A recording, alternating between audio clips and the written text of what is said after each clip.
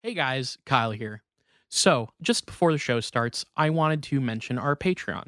You can pay us $1 a month as a thank you, as a tip. You can pay $2 a month to get access to one of our bonus content shows, episodes 2 days early, and a secret Discord chat where all of our Patreon donors get to go and hang out and talk with us directly. Then there's a $5 tier that you can donate to get access to a whole bunch more content.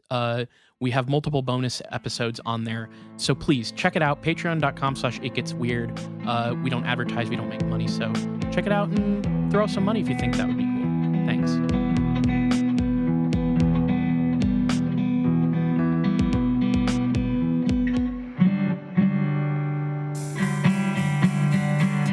Welcome to It Gets Weird, our comedy show where we explore the unusual, the unbelievable, and the unexplained to try and make your world a little weirder. I'm Kyle. I'm Niall, and this summer I'm going out there to talk all about eating fucking frozen ice, like the shaved ice stuff. Oh yeah. It's a fucking chain. It's not like a unique thing, but I haven't lived near one before, and now I do. So a Dairy Queen or no, a Rita's. Oh, okay. Never heard of that. You get it. They do like flavors of like the icy stuff, but also mix that with like soft serve and shit, and it's just really nice. Oh, okay. It's a nice summertime treat. See, you know? Do you remember though, growing up near are you our about high to talk school? about fucking Hawaiian shaved ice place? Yeah. tropical. What was it called? I don't remember, but Fuck, it was tropical something. look, that was the place to go. Yeah. After a long, sweaty day of band camp. It was also I always went. That was a thing. That place was bikeable for me from my house. So True. That's true. Growing up, like before I met you, some people that I knew that lived in my neighborhood, we would like go along. It was called the People Trail, and sure. you could go then just up to the schools, and we'd ride our bikes there, and just get fucking stuff like that. And wow, and yeah, hang out. I can. It's honestly, I can picture the exact trail that you would take to get there. That's honestly a nice. That's a nice bike ride. It was pretty good. Kind of wish I had something. I mean, like, okay, the area I'm living in is very bikeable, but I don't really have a bike. I haven't like actually rode a bike since. Oh Jesus, I don't know how long it's been. It's been a very long time. Probably high school. Maybe I need to look into getting a bike since I live in an actual city again. It's so fun to bike around places. Yeah, it's good shit. And I've been walking a lot of places, which is nice. It's very nice because like before I lived where I'm at now, I was in an apartment that was just, there was nothing fucking walkable. Like maybe you could go to a Starbucks, but I'm not walking to Starbucks because of, well, I'll say it, because Starbucks sucks shit. And boycott reasons. Oh, Fuck sure. Starbucks. Well, I mean, yeah, Nowadays. well, nowadays back for then, sure. I didn't know anything about that back then, but nowadays it's like, yeah, probably just gonna. I don't go to Starbucks anyways, so but yeah, now it's like I live in walking distance to so many things. The caveat with that, the asterisk is that there's also like there's also like a lot of shootings where like the walkable places, there's a lot of people getting shot outside bars. So not the most inviting presence that way. No, you know? I mean, the thing is there's spots you can go, and then it's just like, do I really want to like walk to the strip where like 2 people were fucking killed the other night, and usually the answer is no. So it's like I have walkable things, but I don't use it as often as I should. But you know, walking around the neighborhood's kind of chill, and maybe I could turn that into a bike ride someday. I don't know. It's gonna be a hot one, folks. Let me tell you, this is the summer of 2024. It's gonna be. We're calling this one "fucked up summer." Yeah, just a caveat, just a thing that I'm going to put out there for the next, 4 months of podcasts. My apartment doesn't have central air, and I have a portable air conditioner, but that cannot be on while we're recording. So if the episodes start to get shorter at some point during the summer, that's why. Well, I'll do my best, Niall, but I got you for. I do believe in our contracts. It's like up to an hour and a half. Like we have 90 minutes allotted, and I can use that. I don't know when we renegotiated because the original pitch was 45 to 60, but at some point it really fucking ballooned, and we just have gone with it. But you know, I'm not against that. Well, I think the episodes are good. I'm going to be honest with you. It kind of came after that labor dispute with the podcasters union. There's a whole situation there, and we were on the. I'll say it. We were on the wrong side of history with that one. No, I don't want to torture you, Niall. I really don't. Yeah. And it's fucked up to not have AC. I mean, like, okay, my girlfriend's place doesn't have AC, and at all? Wow. Yeah. Well, so she has like in window units and stuff in certain places, but the main like living room area, I'm sitting there sweaty, let me tell you. Yeah. It's like it's sometimes it's a real stretch, especially when the fucked up thing is realizing that this is a phenomenon because we live like on a like a city street. The effect of like at about 6 p.m. to like 8 p.m. it gets hotter because all the heat that's in the asphalt like releases. Oh, sure. And so there's this like second wave of it being way hotter when you think it's going to start being cooler. Yeah. And that is like psychologically the worst battle of the day. Yeah, in that regard, that's you know, understandable. They really gotta. Which fucking. I'm not gonna pull which Philip K. Dick book this is, but there is a book. It might be The Three Stigmata of Palmer Eldritch. Okay. I've not read that one. Where people are like mostly having to live sort of subterranean lives, but and when they go out, they have these like suits, these full body suits that like regulate their body temperatures and stuff because it's too hot to go outside. I don't know if that was the right book, but we got to get on that technology ASAP, I think. Philip K. Dick. I had a big phase with him in college, and then coming back around to it once we've been doing this podcast for a while and like recontextualizing the sci-fi author I liked in college to the kind of like, drug fueled conspiracy theory stuff that he got into later on in his life. It's fun when you get to appreciate a guy for a different reason later on compared to the first reason, you know? It's a fun experience. His life is interesting, and where he ended up going, I don't know, like mentally down the line is an interesting story. And I've said this before, I'll say it again. I got really into Philip K. Dick in the last couple of years, and I have it in mind that I'm going to talk about him on this podcast at some point. But I also kind of want to like have a little bit more. I want to get a few more of his books like under my belt before I talk about him, because there's like a couple that I still haven't read that I think would be like pretty good material to like further tap into the man himself. So like I still haven't read Flow My Tears, The Policeman Cried, I think is what it's called. I haven't read The Man in the High Castle yet. Yep. There's a couple. I haven't read Scanner Darkly. Have you read the Valis trilogy or just the first one? I think just the first one. I didn't know it was a trilogy, but I do believe I read. I only read the first book. I've only read the first book too, but I guess it's a trilogy. So. Well, regardless, really loved his stuff. Really love how paranoid some of it gets. And I'm fascinated, and we've actually had people in our podcast Discord reach out with some information, some articles and stuff about the conspiracy angle with him, but the dick of it all. That's right, the dick of it all. So first of all, Niall, I do want to say we have email signal. You know how in Mystery Science Theater they're like, we got movie signal? Well, we get email movie signal. sign. Movie sign. Yeah. Shit. Fuck. God. Fuck. Shit. Scratch. Edit that. Look, I had to say it because otherwise, on the off chance that Jules listens to the beginning of this episode, she would yell at me if I didn't. It's not like I haven't seen a shitload of Mystery Science Theater. It's just that my brain barely functions. I was introduced to Mystery Science Theater in the same room as you. So that's true.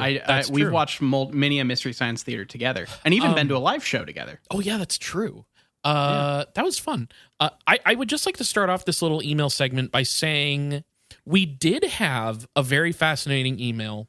And honestly, if I might just like actually just reply to this person through our email. But we've got contacted by somebody who was involved with the Laura Knight Jadzik cult. Jadzik, yeah. Jadzik, that's right. Sorry. But you're good. This person reached out to us and said that they have information. So I didn't want to like read the whole email out because like it feels more sensitive than the typical thing that we would get. But I will contact that person. So that was very interesting. I will reply to them and say, hey, let us know what info you got, because that would be interesting. Yeah. But we did get another email from a Kyle, by the way. This is a Kyle. All right. First of all, great taste in names. Yeah. Mm-hmm. Like they chose it. And maybe they did. I don't know. What do I know? Yeah, maybe they did.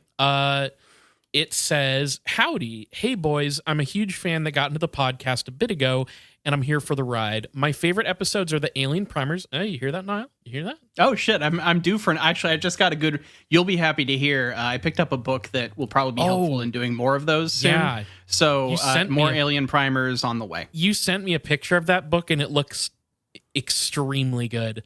It's going to be a great starting point to get things going for hell me. Yeah. So that's good. But they say, my favorite episodes are the Alien Primers and the Wacky Conspiracies. Great news, because we're in part 2 of... I was going to say, I haven't done like a fucking brain melter in a minute. And this one has been a brain melter. And fantastic. The actual like reason it's stretching out into multiple parts like this is like... It's very rambly, one. There's a lot of sifting through bullshit that doesn't matter.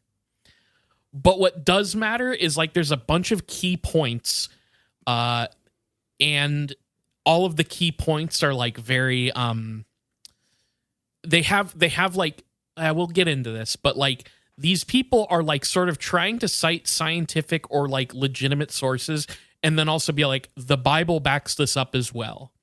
And so it's Bible stories matched up with like quotes from scientists, and then extrapolating from both those things to come up with a conspiracy theory. So it's like, that's why it's been... I fucking love biblical literalism in conspiracy theory. You're gonna love this one, I think. That's part 2. That's been my whole fucking journey with reading this fucking Zechariah Sitchin book that I've been doing for a bonus show, because it's all like comparing Sumerian myths with the Bible, with like old etchings and stuff, and trying to like extrapolate how that's aliens. Beautiful, classic. It's fucking great. Yeah, I love that stuff too. Even though I think it's hogwash, it is extremely fun. It's fun stuff to read. But this is one of those cases where it's like it's a brain melter because it's so convoluted that you sometimes have to like read 4 different articles that are like probably like I don't know how many words long to try and like figure out what they're trying to say like holistically. Like it's very confusing. You know how that goes, Niall. But Kyle goes on and says, I want to call back to Operation Avalanche and Matt Johnson. After listening to your episode about it, I immediately watched it that night and I loved it. I plan to watch The Dirties soon and become more obsessed with his work. Hell yeah. I love that for you, genuinely. Feel free to hit us up about... I love that shit, man. When someone gets turned on to something that I find great, it's so nice when someone's like, yeah, I saw it and it's great. I loved it. Yeah, no, it's always very fun when somebody enjoys that. And I am positively obsessed with Matt Johnson, and I can't recommend Nirvana the band, the show, enough. If you can, I think it's on the Internet Archive now. By the way, oh, is it? Both seasons, yeah. The one thing that was driving me nuts though is I was looking, I cannot find their Halloween special anywhere. Oh, they had that Halloween special where Jay turns into a werewolf. Gone. I can't find it. So if somebody has a link to that one, hit us up. Look, maybe if he gets successful enough with his movies, someone will eventually release, like Shout Factory will do a box set. That's what we're hoping for at this point. Big dream of mine is that they're going to release all of the show in one thing, so that I can have access to it forever because it's beloved to me. It's physical media is important. Like, God damn it. I don't want to be that guy, but we've talked about that on the show so much about like how important this stuff is to us just because we've had things disappeared on us that we love. Like 2 major archives of content of like the history of stuff went down this week. Yeah, fuck between MTV.com and like what was the other one? It was the Comedy Central. The Comedy thing, Central. Right? Yeah. Fucking hell. And just people like basically having the like attack on the Internet Archive is one of the things that is making me the most angry with the internet right now. There's a lot of reasons to be angry at the internet, but like that one, every time I see it, I'm like, the flare of anger that rises in me is a lot. But anyways, Kyle's email ends with, I also wanted to put in my 2 cents about which collector Jesus I would have, which we got a couple of these in our Discord as well. And everybody's had some wonderful Jesuses that they've envisioned.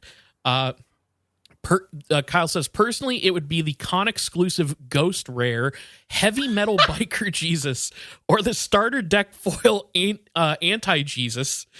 That hit me like a ton of bricks. Contrary to popular belief, this is different from the Antichrist. This is the Anti-Jesus starter deck foil, mostly for the sentimental value. So they finish up the email with "Keep up the good work, boys. Many thanks, Kyle." So thank you, Kyle. Shouts out. I'm glad you're enjoying all that, and thank you for listening to the show. Con exclusive Ghost variant was a great pull. It's a very good. It is. So thank you for that. Oh shit, Niall. Yeah.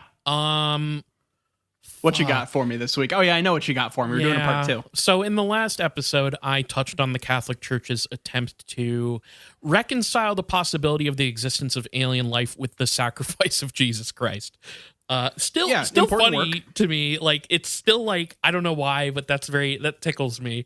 I also touched on the conspiracy theorists' interpretation of that idea, which is like how the Vatican, in pursuing these ideas, are secretly preparing the world for extraterrestrial visitation and all that seems to entail.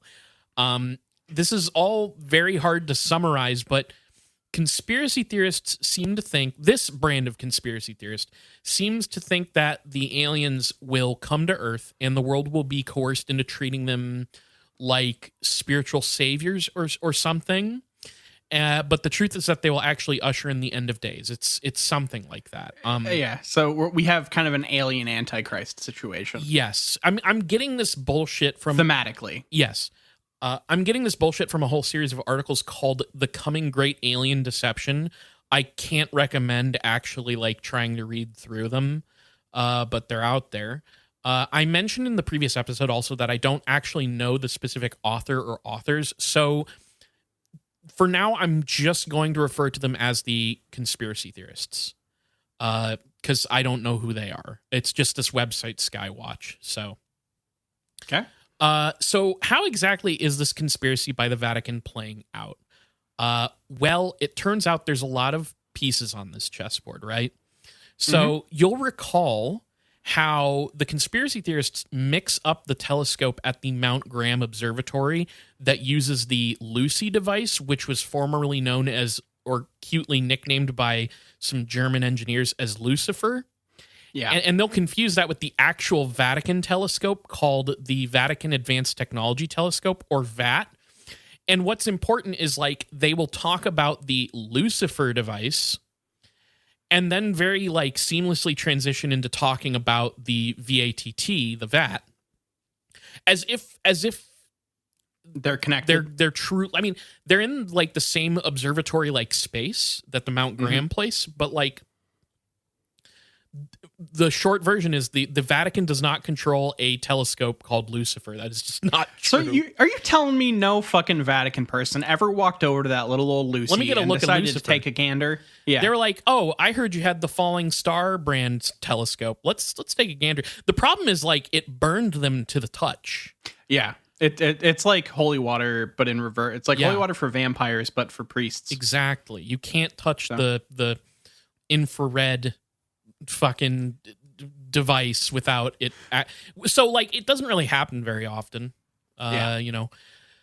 But the point is these things are kind of like mixed together. It's not like they don't outright go like, you know, basically they do the way these are written is to make it sound like they control an instrument called Lucifer. Yeah. Which is just not true. People want the like secret sect of whatever organization they're paranoid about to be the most bold-faced, Comic obvious book fucking villain. bullshit. Yeah. Yeah, like people are expecting goddamn AIM and Yeah. like it's just it's like Doctor Doom shit. It's like yeah. the villain is it's they're using the most on the nose bullshit. They're using the Lucifer device to bring about, And it's like they're trying to secretly sneak it into the people's consciousness and prepare them for the inevitable. Like, that's not subtle, motherfucker. Yeah. It's I honestly, and this is like a whole thing that we'll have to get into sometime. Yeah. But I sort of wonder if this can kind of be in a way traced back to the whole limited hangout thing. Have you ever heard that phrase? Oh, God.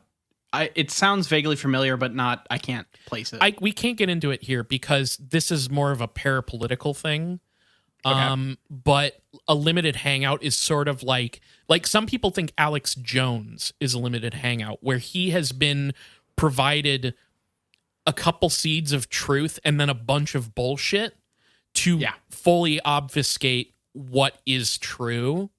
There's more to it than that. And I believe it was like, I want to say it was like during Watergate that the phrase limited hangout was like caught on tape that the president said.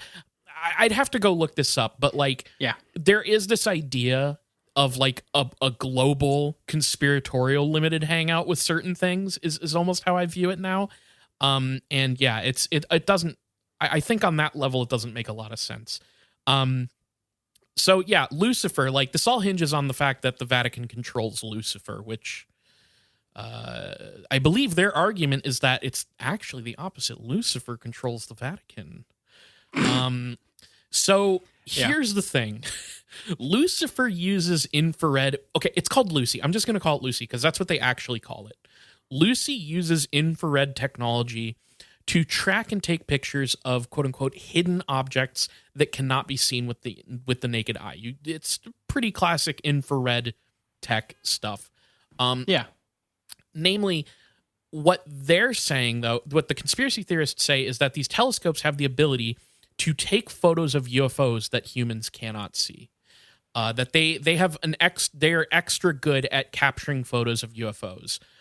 It claims that these telescopes have captured incredible UFO imagery, but I haven't really seen it. So when they say that, do they mean they're picking up things on a visual spectrum that is being obfuscated from us? Like there's some sort of cloaking involved, or is it they just are better at taking pictures of UFOs? Both. It's that they're better at it, and they are picking up things that are being obfuscated from the human eye. Okay, that makes more sense than just like, we're just like really good. You guys just suck at taking photos of UFOs. We're really fucking good at it. Yeah. And we got all these great ass pictures that would really prove everything, but they're ours. Like, right. That would be, sometimes I almost am just like, what if we just like assume it's the funny version instead of the you know? I mean, you're going to be right every once in a while is the thing. Yeah. But no, they're saying that like, they're able to capture things that we cannot see, and there are things that we cannot see that would be classified as UFOs that it's getting photos of. Again, haven't seen these photos. They just say that they capture these photos, and they're so good though. So yeah, basically the conspiracy theorists posit that these telescopes, controlled by various governments and secretive institutions like the Vatican, around the world are tracking a, quote, hidden UFO armada parked just beyond the planet Mars. Okay.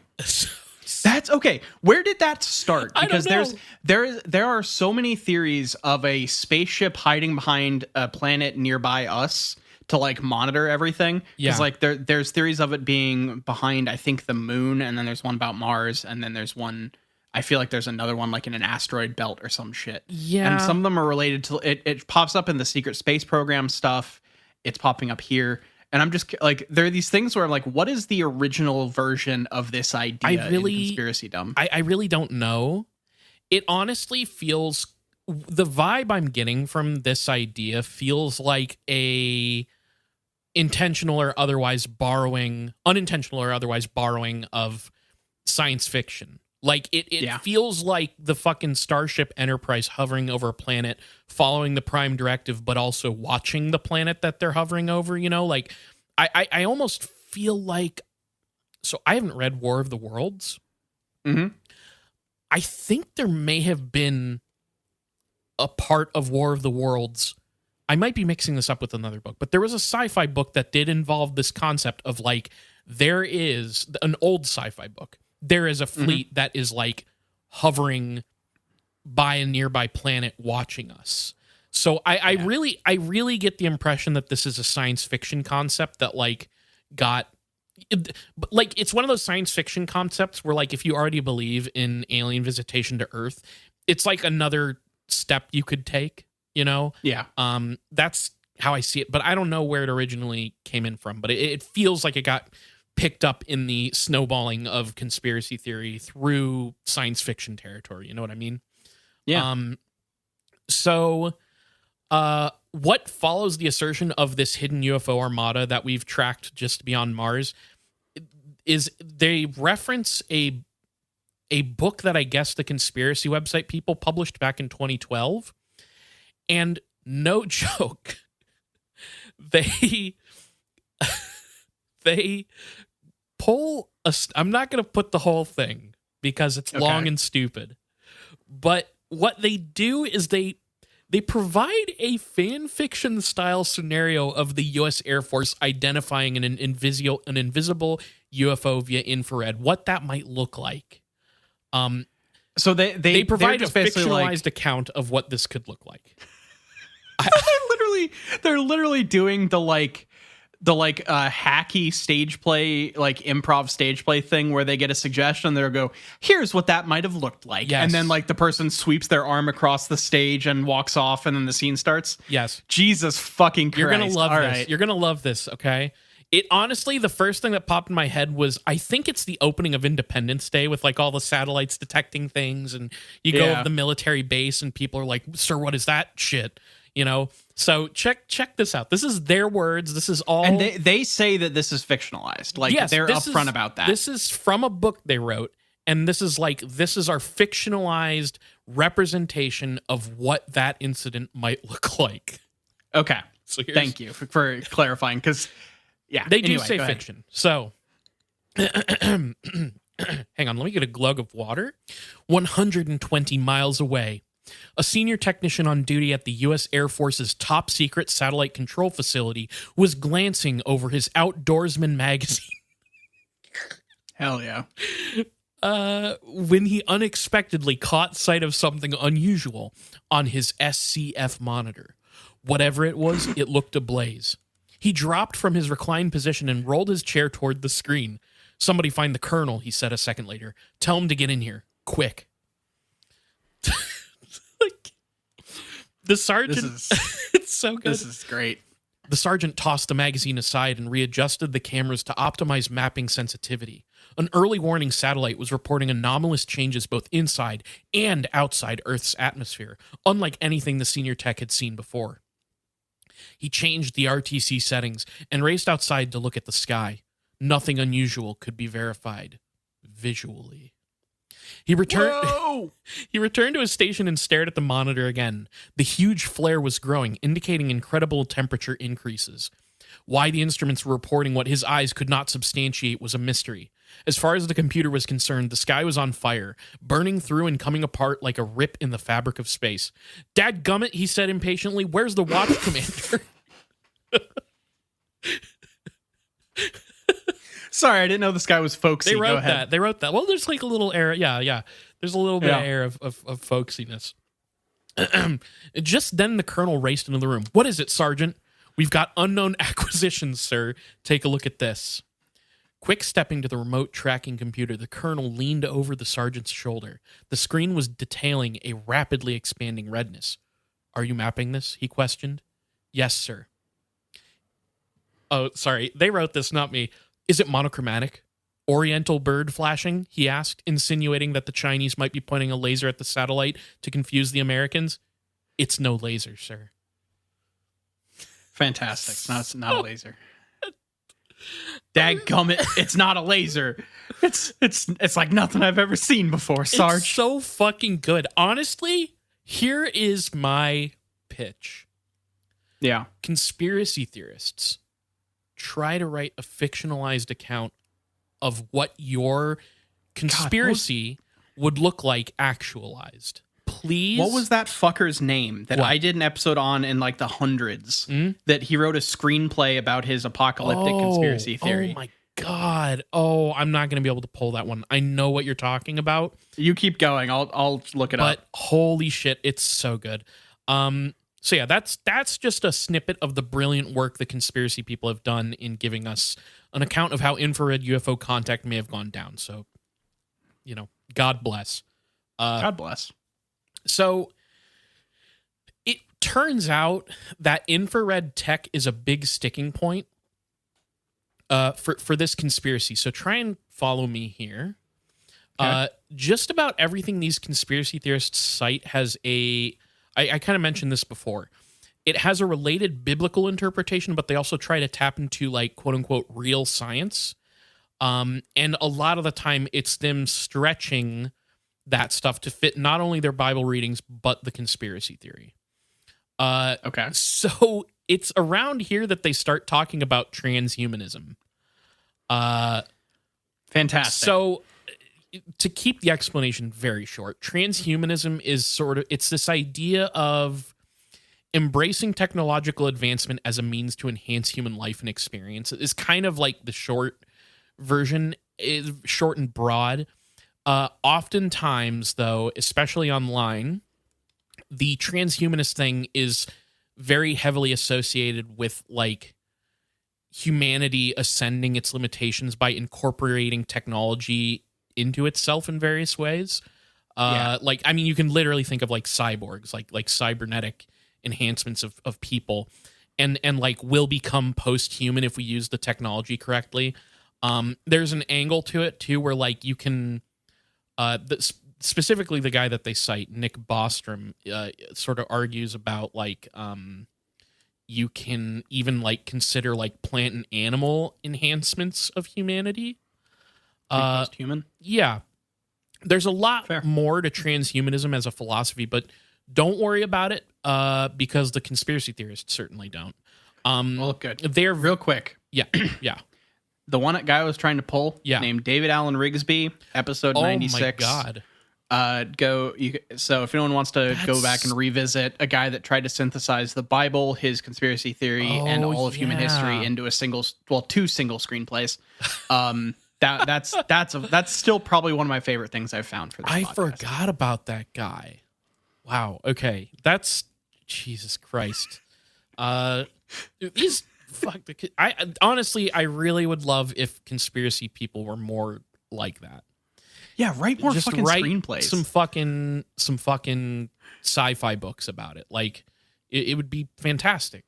How else are we going to understand your grand theory of like alien, like ancient aliens if you don't give us a fictional mythologized account that makes it make more sense to us dummies? Yeah. So yeah, these guys are very fixated on this like remanufacturing of humans through technology and biology or whatever angle. And like I said, they quote this guy Nick Bostrom, who I frankly don't know much about, but he did not leave a good impression on me personally. He's got a controversy section on his wiki. Let's leave it at that. But he also, as far as I could tell, seems to be one of the guys that stupid people will point to when they need a legitimate source for why we're living in a simulation, which we are not. Anyways, they quote Bostrom from something he said about how these transhumanist augmentations could one day allow for humans to expand our sensory abilities. And that extends out to like animal abilities, that extrasensory abilities that animals seem to have. And they point out like how animals, like you've heard the whole thing about like animals can sense earthquakes, or they can detect, they can like smell tumors in people and know when they're sick and all that.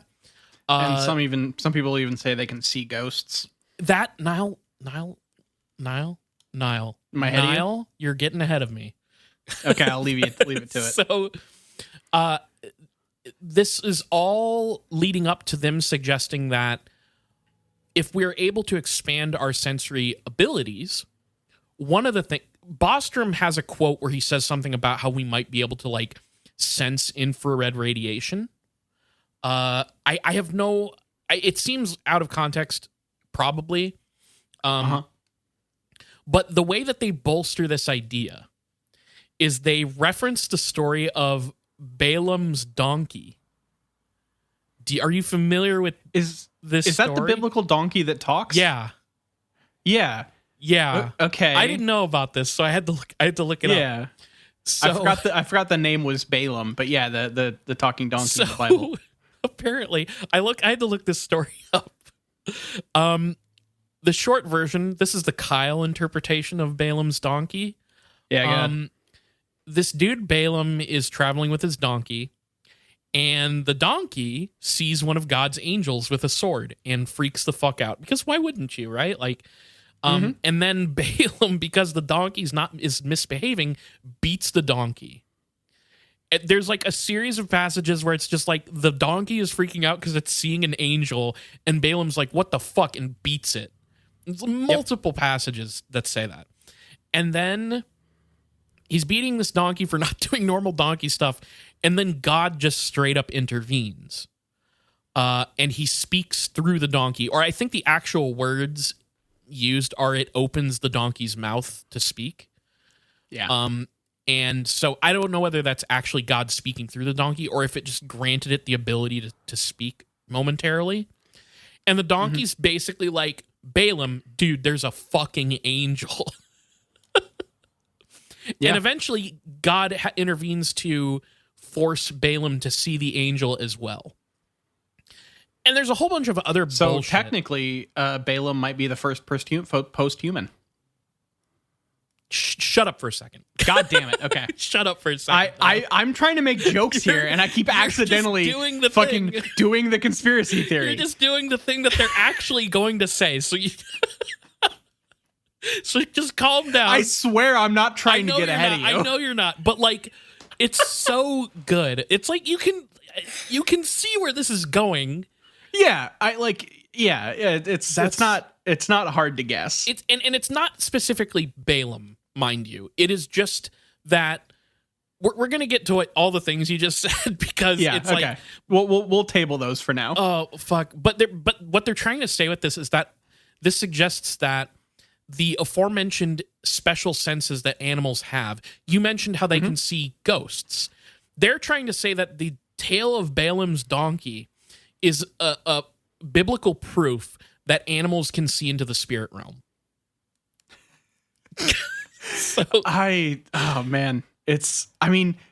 Sure. If your soul has no whimsy and metaphors and parables bring you nothing and bring you no joy, then sure, donkeys are able to see into the spirit realm. That's fine. Yeah. So I just have... Does poetry not move you? Does the written word not bring a tear to your eye ever? No. What all these people, I just want to sit them down and read them prose and see if I can try to stir an emotion in their souls other than paranoia. I just love to paranoidly take things literally. It's just how it is. So I have here a quote from them directly that says, "Imagine what this could mean if government laboratories with unlimited budgets, working beyond congressional review, and perhaps with entities they have been led to believe represent advanced alien intelligence, were decoding the gene functions that lead animals to have preternatural capabilities of sense, smell, and sight. And they were blending those genetic instructions with Homo sapiens."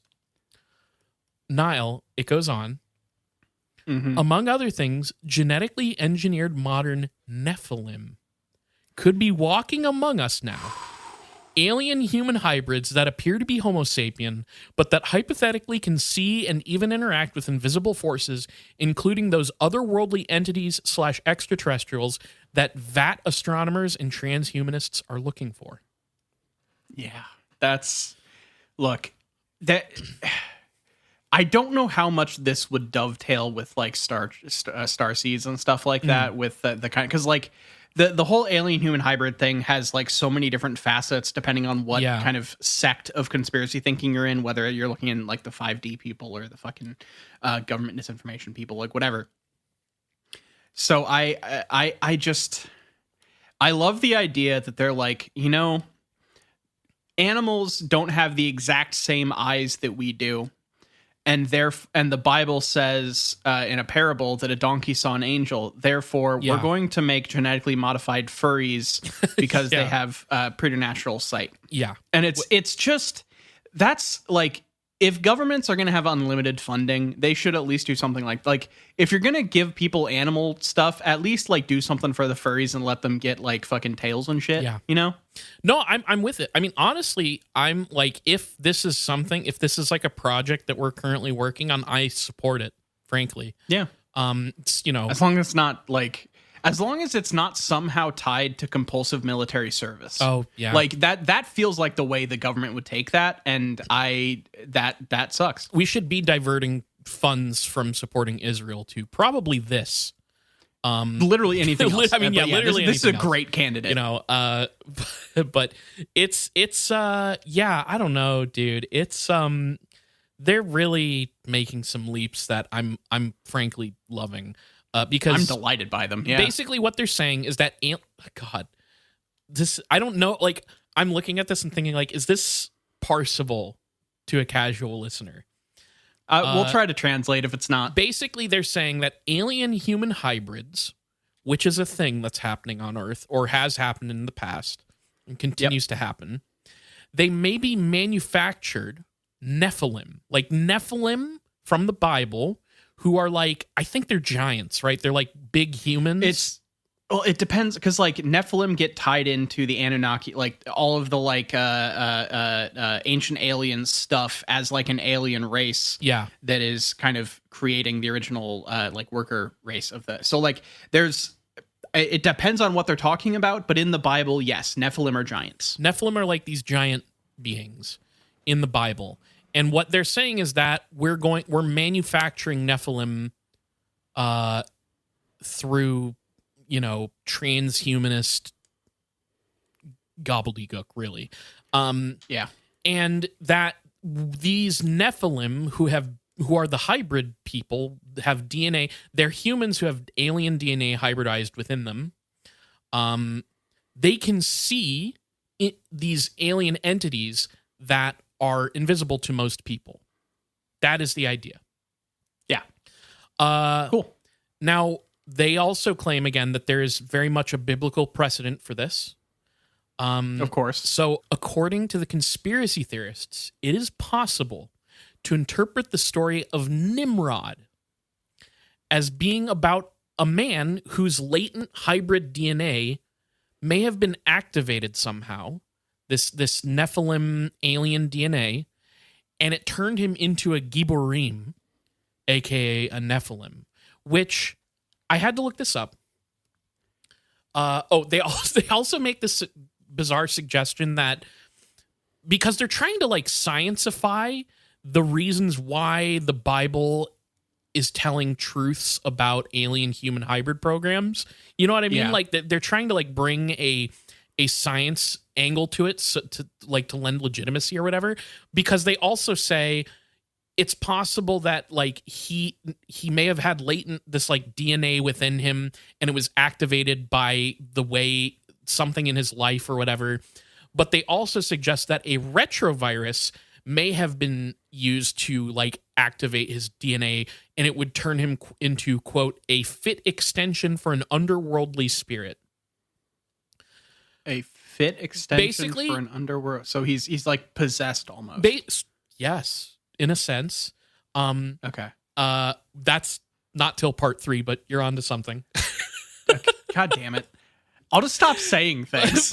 It's insane that you're able to pick up on this so fast. It's honestly incredible. But yeah, an extension, like they're kind of saying that like he becomes capable of playing host to a spirit through this like DNA activation of that was given to him by like the Nephilim, or they specifically talk about the Watchers, which was a thing I'd never heard of. Like Uatu? No, like, I know you were. What are we talking about here? There's biblical Watchers, Niall. They're I believe angelic beings. We'll get to that. In a moment. Yeah. Okay. Sorry. I think I know what you're talking about now. Yeah. Yeah. Oh, here I have it right here in my notes. There is this angle about biblical angelic beings called Watchers, and how these Watcher beings would sire children with human women, and that's how you would give birth to the Nephilim. I have no idea how biblically accurate that is. I kind of like looked up the Watchers. There was something on the Wikipedia page about them having children with human women or something. And I guess this is how you get Nephilim. But this is all basically meant to be supporting evidence for a hybridization program in the Bible, right? Like all the way back in biblical times, but also like the people wrote about it in the Bible. Now, a little side thing, I looked up Gibborim. It is a Hebrew term, and what it actually seems to mean is it's like a variant on the, I don't know the actual term, like linguistic term, but it comes from the Hebrew word for man, and it is meant to describe somebody as mighty or great in stature. Gotcha.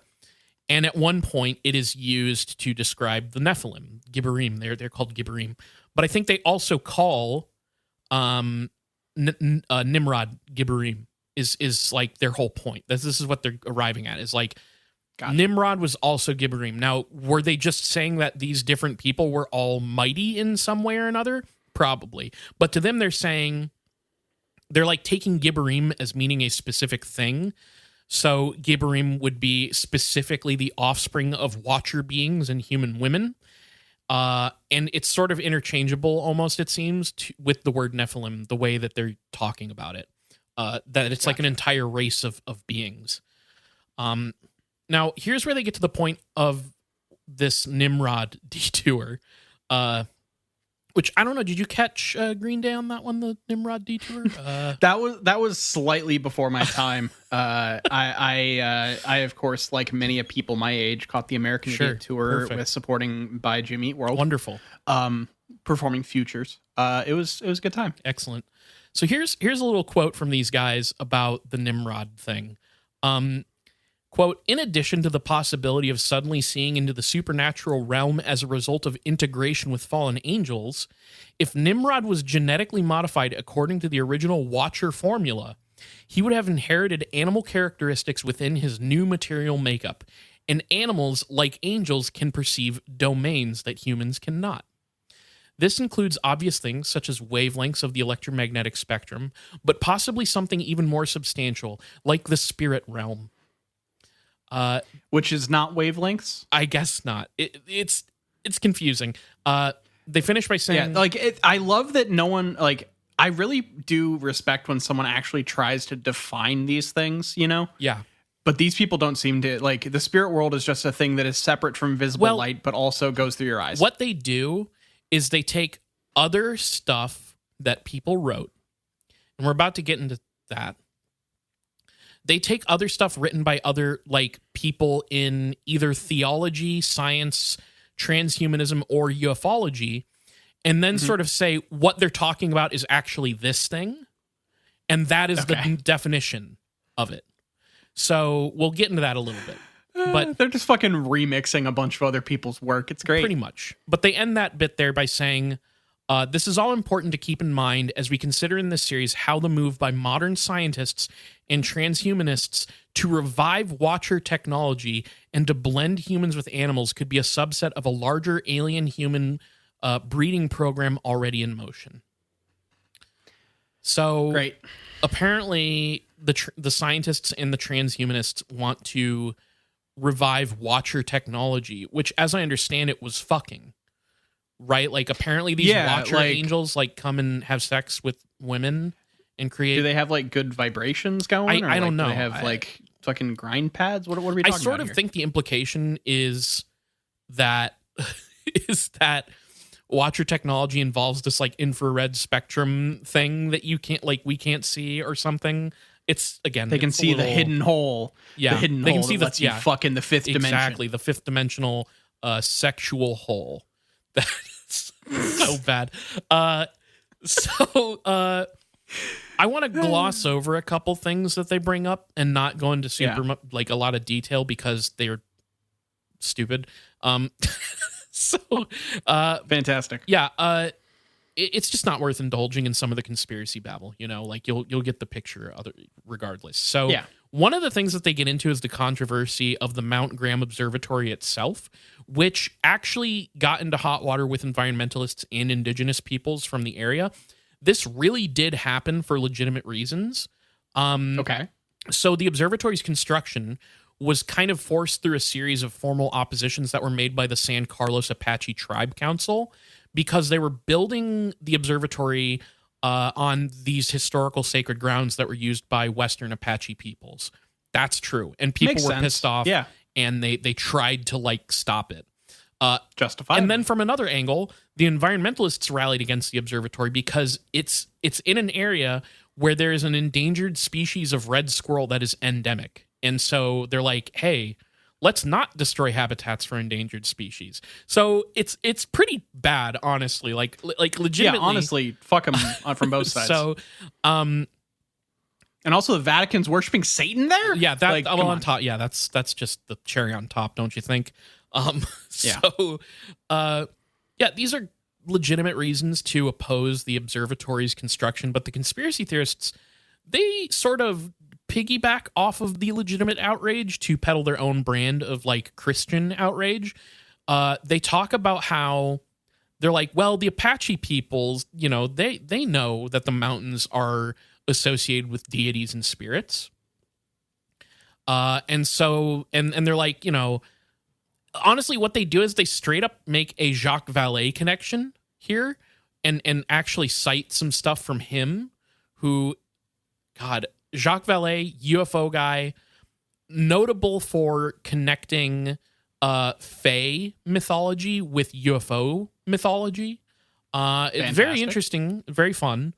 But the thing that they do is they quote a thing where he's talking about Marian apparitions. Do you know what that is, Niall? No. It is the Catholic phenomenon of witnessing an apparition of Mary.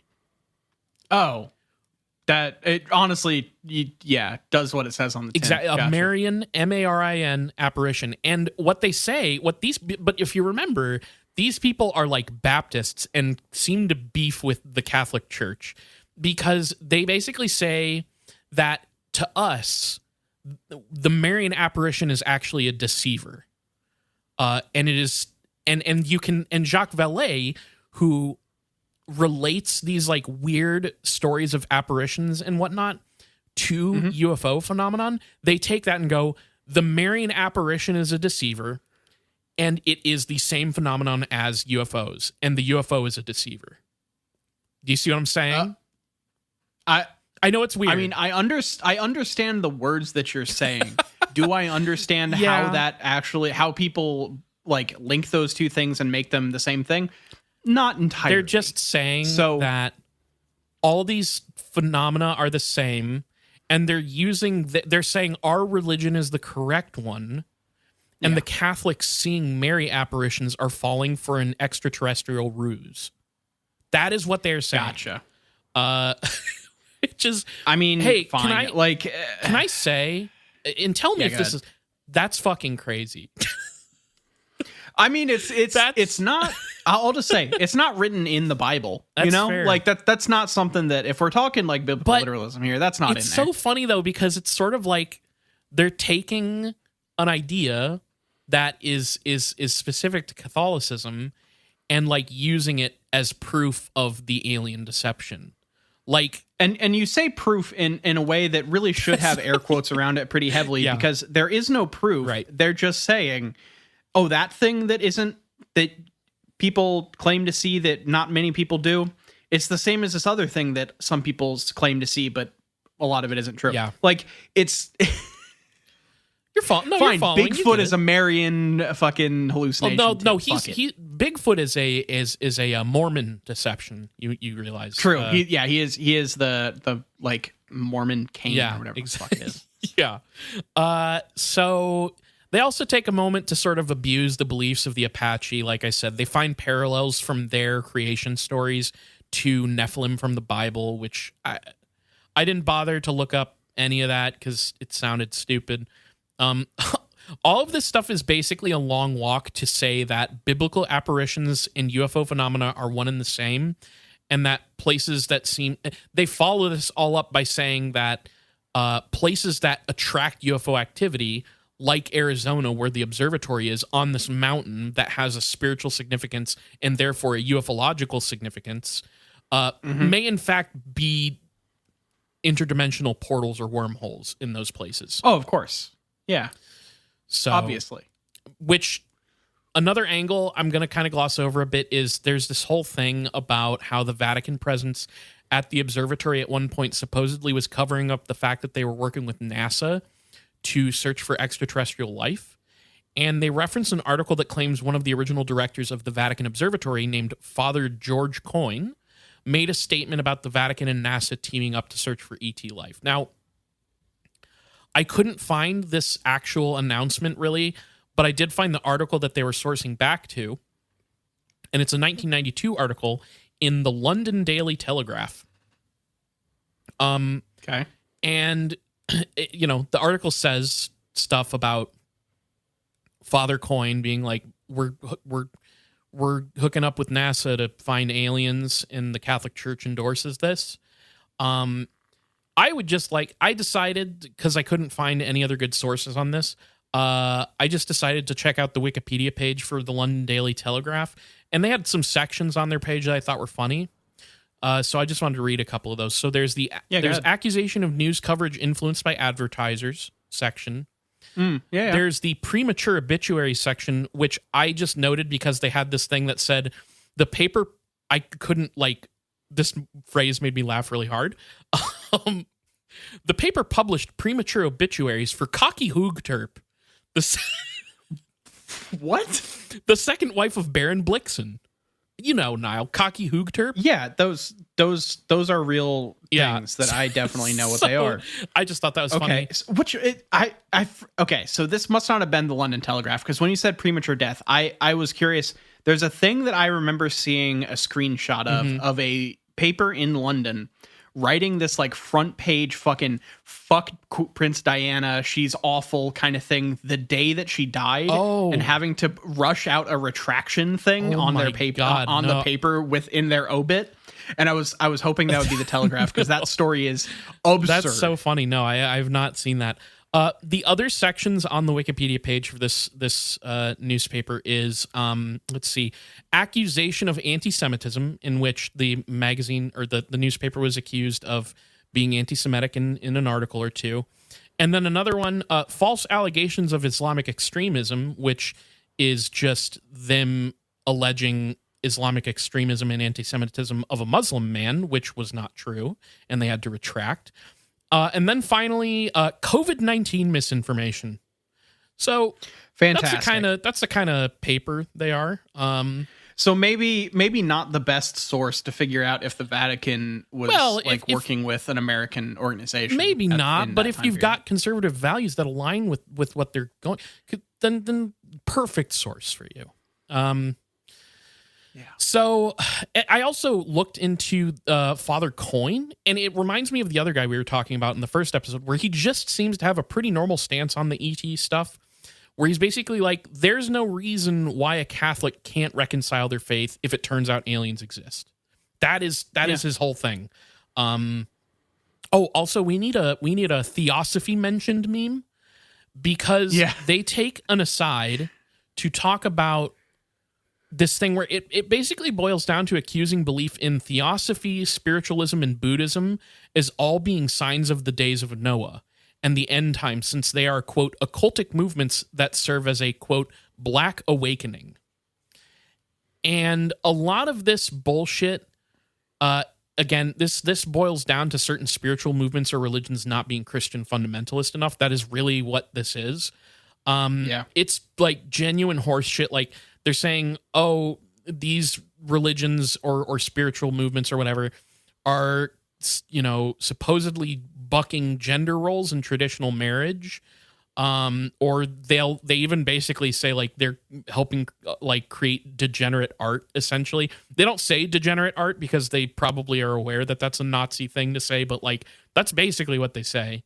It's just nonsense. And this is all coming from a guy named George Hawkins Pember, who is a 19th century theologian who basically argues that the emergence of non-Christian religions was fulfilling a biblical prophecy of the end times. That is where that all comes from. He seems to have some he seems to be a little bit of an inspiration for the evangelical church stuff later on. So cool guy. Great stuff. So here's the crux of the matter, all right? Something that I've been picking up on the entire time I've been reading these. There is an undercurrent of victimhood that runs through the telling of this supposed alien deception conspiracy that really reaches a head when they begin to dig deeper into the UFO subject. So here's a quote from the article. Similarly, a 21st century evangelical can expect ridicule merely for believing the Bible, but a Christian ufologist attracts double disdain. One attracts scorn from both sides, secular and Christian. Just as it was business as usual in Noah's day, it seems many people, especially Christians, are oblivious to the incredible aerial phenomena regularly reported by reliable witnesses worldwide. Once the hoaxes and mistaken natural... How many asterisks are on that? Oh, they didn't include... regularly reported and by reputable people. They didn't really include any asterisks, but they do talk about filtering through UFO reports, and we're going to get to that. Okay. Once the hoaxes and mistaken natural phenomena are weeded out, we believe an element of those phenomena is supernatural. We will argue for the psycho-spiritual nature later, but in this entry we want to focus on public incredulousness. Jesus' admonition was that people would ignore the signs. Facilitating that is a very real taboo on the subject. In spite of overwhelming evidence, UFOs are not taken seriously. So they're saying that like there is I believe they straight up call them residual UFOs. They say our UFOs, residual UFOs, are the UFO cases left over when you filter out hoaxes and bad sources and like basically the leftover like tiny percentage of UFO cases that are weird and impossible to explain. Those are the basically signs of the end times UFO like supernatural phenomena. That is what they're saying. They're RUFOs. Yeah, I'm not going to call them our UFOs because I think it sounds bad and is not as easy to say or as fun as UFOs. But they call them residual UFOs. Do you think they call them RUAP now? Residual UAPs? I hope not. So what they end up doing here is they end up citing cases and reports from a veritable who's who of ufology. Literally, like half of these articles for a little while are like, here's another case, and here's what this UFO person argues, and here's how we can twist it to make it sound more demonic, basically. They're like referencing people like Jacques Vallée, right? So I brought him up, but like they also bring up some stuff from Dr. Hynek from Project Blue Book. Fantastic. But they also reference Stanton Friedman and Richard Dolan, which like we haven't Dolan, I think, came up recently because he found some stuff on his website for a UFO related episode, I think. And I think he's a bit of a disclosure guy. And then Stanton Friedman, if I'm remembering correctly, was like a Majestic 12 like truther. I believe so, yeah. So they really run they reference a lot of UFO people in there. But the conspiracy theorist author seems to vibe with specifically the interdimensional hypothesis or the ultra-terrestrial idea of aliens, which is that these are creatures from another dimension that can slip in and out of ours. And that's actually a lot of like what Jacques Vallée explores because of the sort of like nature of like the Fae folk. And if you incorporate that into ufology and all, it's a lot. Honestly, we got to do a Vallée episode because I've got a handful of his books and he's very fun and interesting. But these people, these conspiracy theorists are like, we think that the like basically all these different UFO people start pointing towards ultra-terrestrial interdimensional entities, right? And what's super weird about this, and this is what I was talking about earlier, where they're like, these people say this thing, that's ours now, and here's what it actually means. They basically say interdimensional, ultra-terrestrial alien stuff is supernatural. Okay. So that's all. Wait, so are they saying that it's all the supernatural stuff is a part of that, or are they saying that the UFO stuff is actually like ghost related? See, here's the thing. I don't know whether they specifically mean ghost. What they're saying... Yeah, I was trying to figure out what they're saying when they say supernatural is like, this is their way of signaling to you that all the ultra-terrestrial, all the interdimensional stuff is like synonymous with supernatural events. That like supernatural, not meaning ghosts like necessarily, although I'm sure that that's incorporated. Right. They just mean that like it's supernatural. It's not paranormal, it's supernatural. Meaning like they are these like extra normal events. I'm not explaining this very well, but like they're saying that there's no difference between the supernatural visitation of like an angel on Earth to a guy's donkey and the UFO phenomenon. Those are all supernatural things. And so it's a very weird, convoluted, stupid way for them to say like these theorists of interdimensional beings are talking about demonic biblical entities.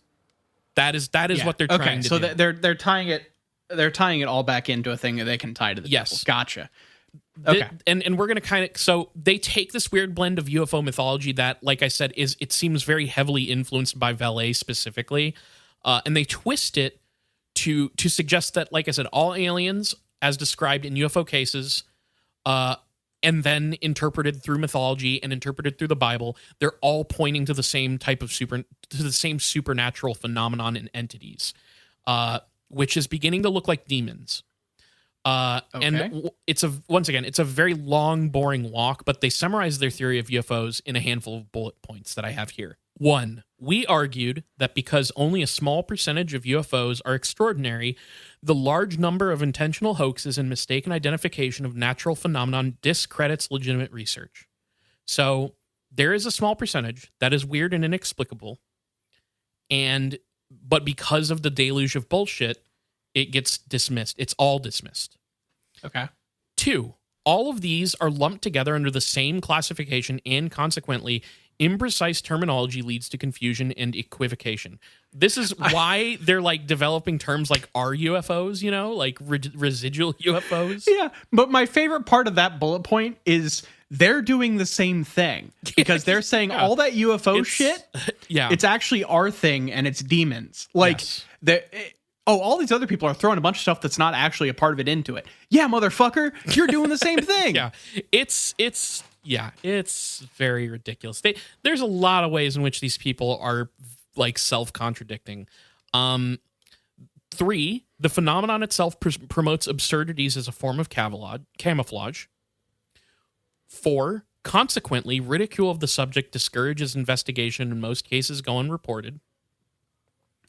5, despite the evidence for extraordinary craft, the elite, in scare quotes, promote a taboo because it threatens their sovereignty. Matthew Nicholas Jackson? Like, what? Yeah. I do sometimes wonder about what elite people are talking about in specific cases. I'm going to tell you that like 99% of the time they're referring to the Jews. Yeah. 6, the taboo ensures that rigorous scientific study does not occur.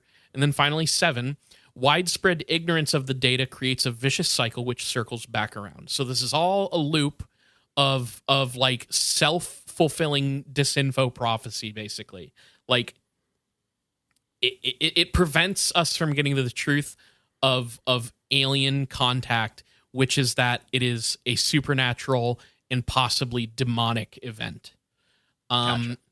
So yeah, their theory of UFOs and aliens suggests what they call a sanctified ignorance by the elite. And like we said, still not entirely sure who they are yet, but like it is a little bit of a dog whistle for the Jews. It's anti-Semitic, right? Oh, until they say differently or more specifically, that's the easy to assume. Yeah. And that this all perpetuates ignorance and ridicule of the subject. And this all allows for further infiltration by these so-called extraterrestrials, both literal infiltration into our world, but also infiltration of the minds of the unwitting public, getting us ready to accept alien visitation.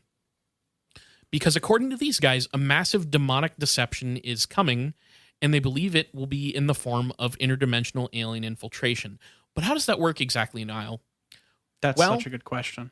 We're going to have to cap off the alien deception conspiracy on part 3 with the story, the prediction of the demonic mass abduction event. Part 3. God, that I was like, look, there are times when you start to go, man, I'm sick of like just the amount of bullshit that this stuff is spinning, and then you say mass demonic abduction event, and I'm back in. Like yeah. Like okay, let me give you a little peek behind the curtain. The mass demonic abduction event. Mm-hmm. That was where I started researching this.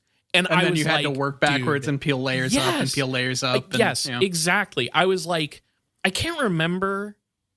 I genuinely think the way I got there was because I was thinking to myself, what do these people think about, like, what do the like Christian conspiracy fringe people, what do they think about the situation? And that led me to this like thing that I kept seeing pop up in Christian online circles about mass abduction event.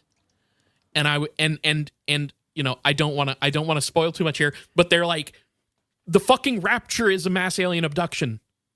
Yeah. That's where they're going with this. That was where I was. Yeah. And I had to get there. So this is my journey.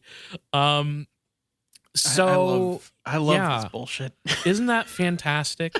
And I know some people out there hearing this might be like, how can you call that fantastic? That's insane. And it's like, look, sometimes when we research this stuff, it is the driest and honestly sometimes incredibly hateful horse shit ever. So when it's like juicy and silly, I'm not condoning any of it, obviously. Yeah, I'm not saying it's good. I am loving how ridiculous we're getting with it. Like, just how far can we go? And that's... Look, some people love the fucking Sharknado series, whatever the fuck. Give me absolutely bullshit, wild-ass conspiracy theories that don't front load with all of the racism and anti-Semitism and shit. And I'll take that over fucking Sharknado any day. I agree. or Cocaine Bear or like any of that shit. Yeah, I'm not watching Cocaine Bear. I did see that somebody did like a parapolitical analysis of Cocaine Bear because it's, I guess, based on some real event. Oh yeah, it was. It's based on a real thing.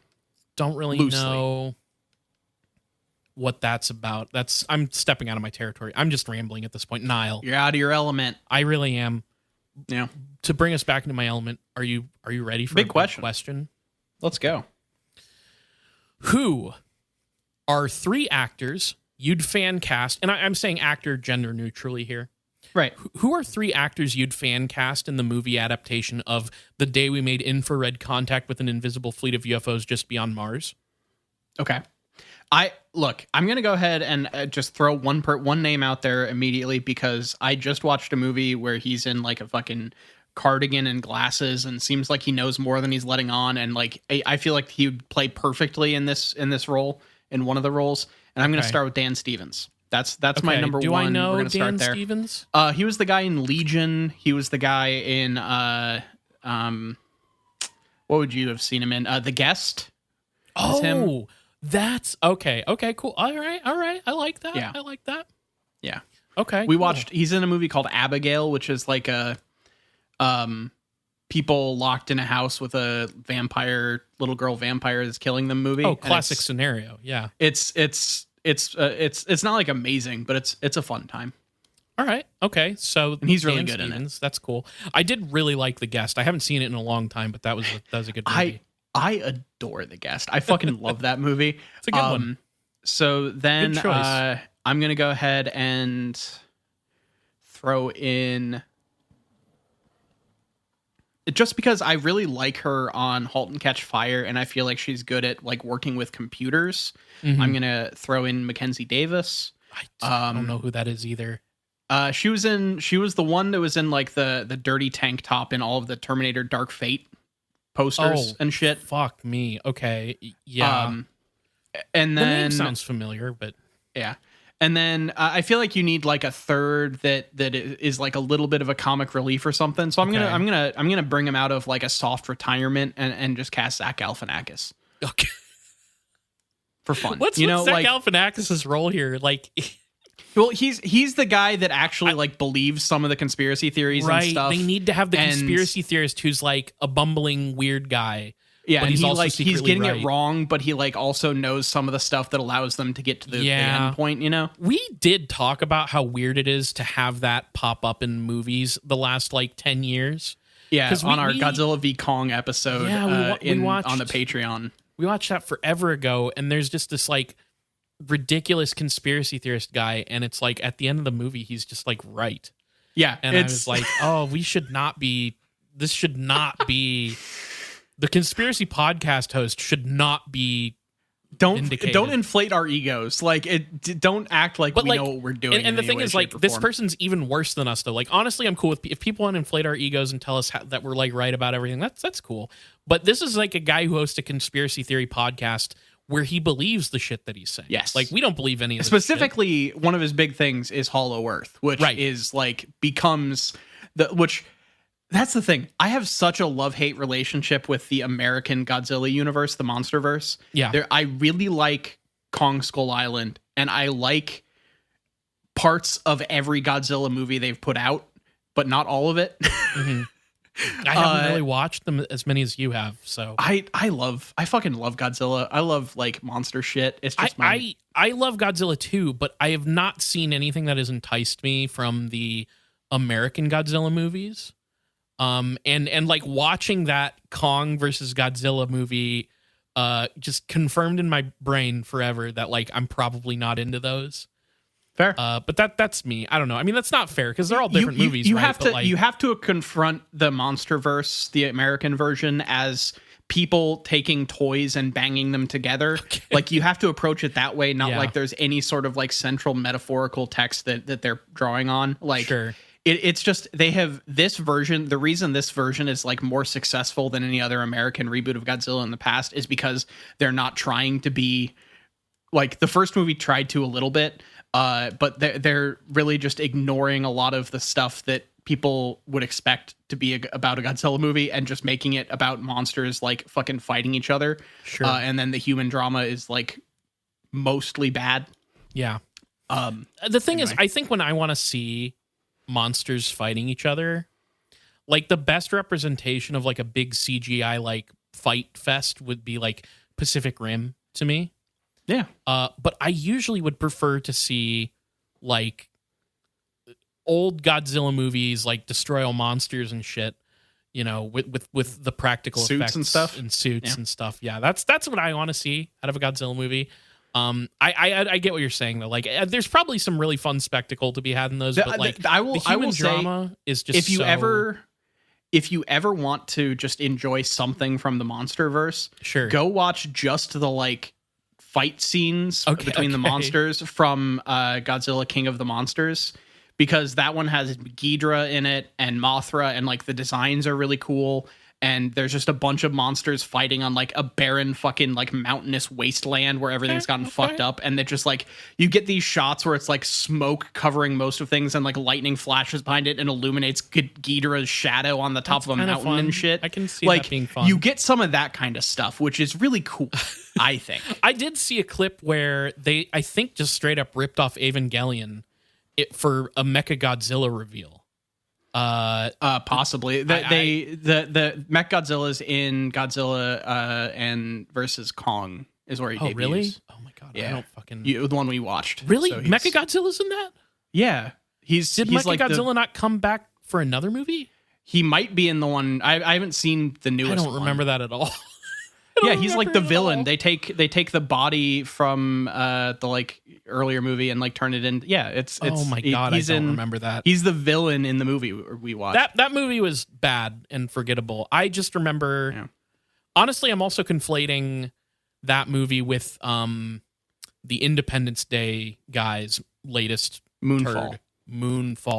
That was also fucking atrocious. We watched that for the and that was the other one feed as well. That was the other one where they had the whole conspiracy guy who's right at the end of the movie. Like that was the same idea. Anyways, my fan casting would be Keanu Reeves, Willem Dafoe, and John Leguizamo. Thank you. Fantastic. Oh no, fuck it. Sorry, recast. We're putting Godzilla, Space Godzilla, Mechagodzilla. That's my fan cast. That'd be kind of cool, actually. Yeah. Godzilla's like... Godzilla gets to be like the captain. And they're in like an extra large military base like a huge deep underground military base. Yeah. And they're like signing to each other about like what's going on and grunting and stuff, and that'd be a good movie. Yeah. They should do a silent Godzilla movie where it's just the monsters talking in monster language, which I'm assuming is like grunts and growls and stuff. Yeah, I'm with it. Could be kind of good. So yeah, I just had the cast list of John Wick pulled up here, so I figured that would be good. Anyways, there you go. Niall, you ready for some business? Sure. So if you want to find us on social media, we're on Twitter at IGW Podcast. You can follow us on Facebook.com/ItGetsWeirdPodcast.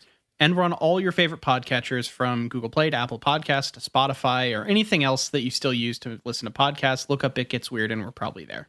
Twitch.tv/ItGetsWeird. If you've been checking us out there, I've been playing Shadow of the Erd Tree, the Elden Ring DLC. That's been a blast. We had Colin on one of those, and it's been fun. So check us out on Twitch. Also, you can email us, itgetsweirdpodcast@gmail.com. We've had a lot of really good emails lately, so thank you for reaching out to us. We really appreciate it. And if we haven't gotten to yours, we'll get to it eventually. Mm-hmm. So go ahead and shoot us an email. Tell us your favorite Godzilla stuff. That's what I want to hear about, frankly. Yeah. Patreon.com/ItGetsWeird. We have a $2 tier and a $5 tier. At the $2 tier, you're going to get It Gets Weird TV, where right now Niall and I are discussing the back half of Season 2 of The X-Files. When you're a patron, you also get to vote on the show that we watch. So if you want us to continue watching The X-Files, you can get your vote in there. And then we have a $5 tier where there's another show that comes out.